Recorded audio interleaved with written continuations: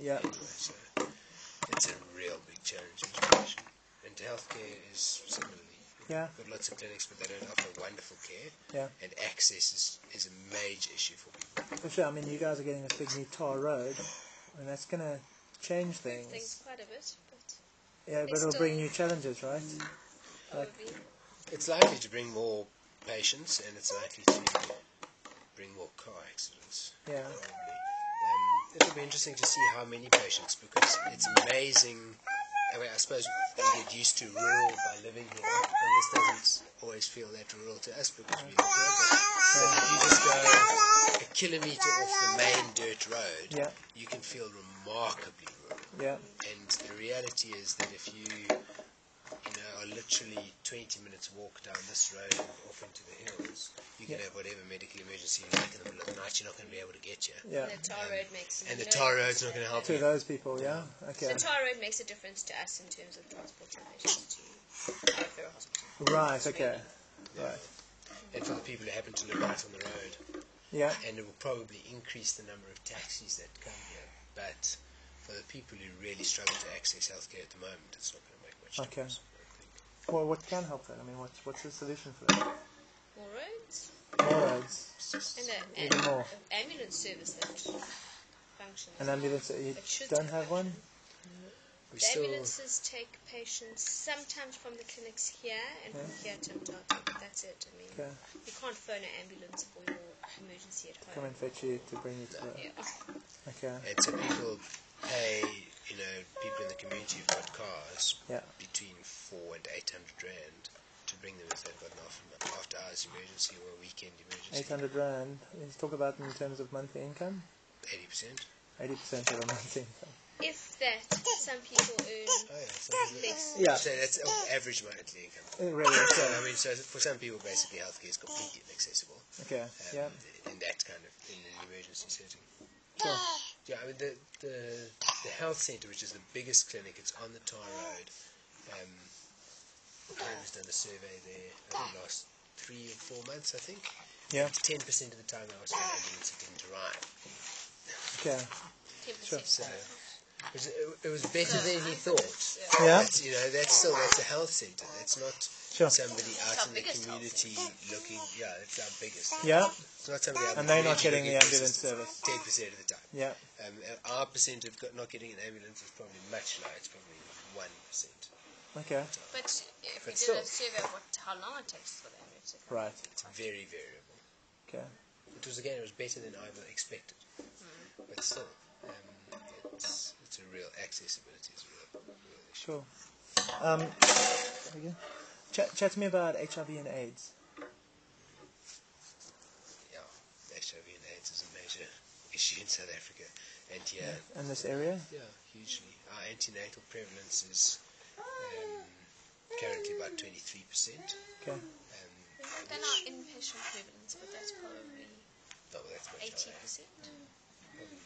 Sorry? Our inpatient prevalence is probably 80%. Wow. And that basically, I mean, that translates.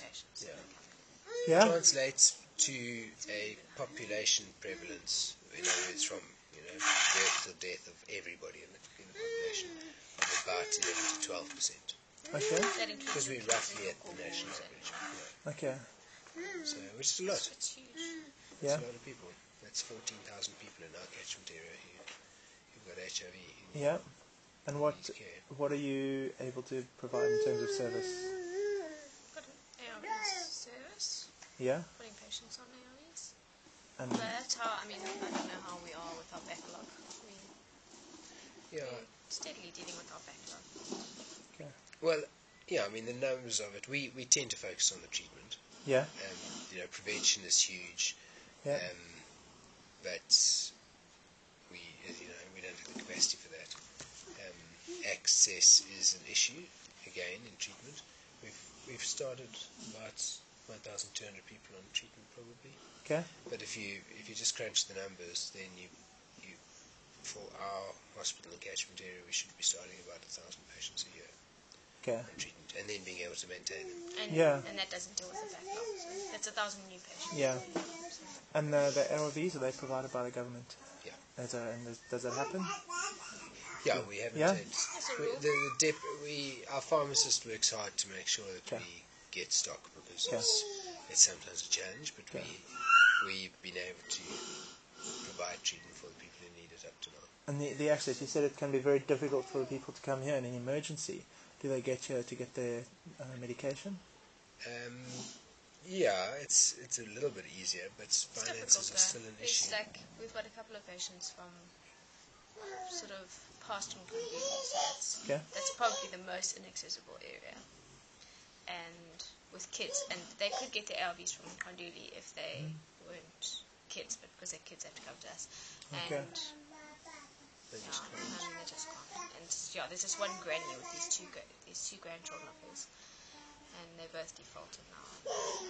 I pretty much said to her, sorry, because we keep bailing out, and then there's no hope anymore. And the children both have failure, and as an ARV failure. Yeah. And so just have to say sorry. Just quite hectic. Yeah, that's reality for people who even live relatively close to the hospital sometimes. Yeah. You know, their monthly income doesn't allow for a 40 rand taxi trip, even once a month. Yeah.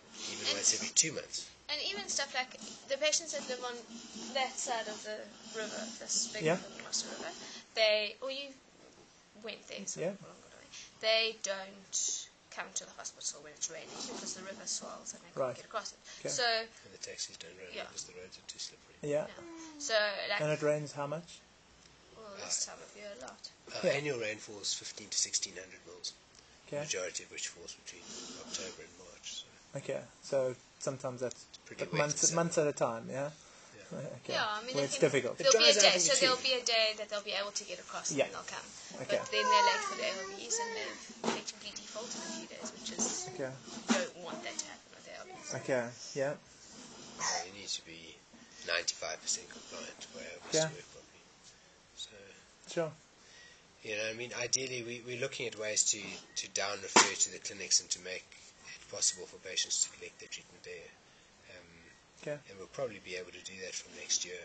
But again, you know, patients who're sick or who've got medical issues that need to be seen will need to come to the hospital because we don't have the capacity to be going out there. Right. We can probably start sending medication with the new computerized dispensing program that we've got. That we had donated. But without that, we wouldn't really be able to do it. Okay. Sure. I mean, they're huge. Like, we just got to... You know, one of the pieces of advice we got when we came here is not to focus on the need, but just to, you know, really do what we can and remember why we're here. Because the need is massive.